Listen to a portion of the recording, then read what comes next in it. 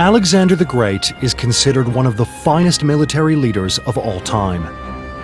He became a king aged just 20 after his father, Philip II of Macedon, was brutally murdered.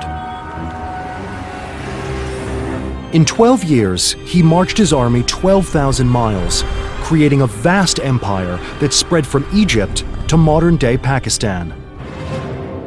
In 332 BC, Alexander invaded Egypt, becoming pharaoh and a living god. But at the age of just 32, he died under mysterious circumstances in Babylon.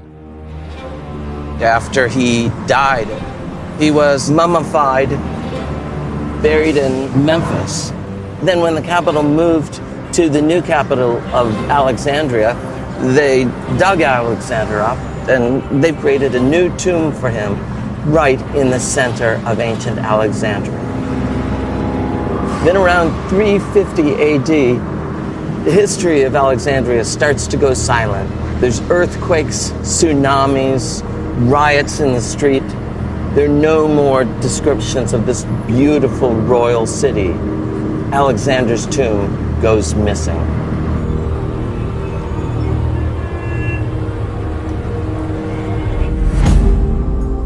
There have been more than 140 recognized searches for the tomb of Alexander. Archaeologist Howard Carter, Heinrich Schliemann, the man who discovered the ancient city of Troy, and even Napoleon Bonaparte have all been seduced by its mystery. There are ancient references about more or less where he was buried. Pepe is studying the Greek and Roman ancient sources for clues to the location of Alexander's final burial place in Egypt. But all were written a few hundred years after his death. We have to rely on these sources. This is the only thing we have. Strabo, the Greek geographer who visited Alexandria the 1st century BC, mentions clearly that the tomb of Alexander is here in the city he founded. And also he describes that Alexander was buried in the enclosure of the royal quarter. The ancient city with a royal quarter that Strabo mentions has long since vanished under modern-day Alexandria.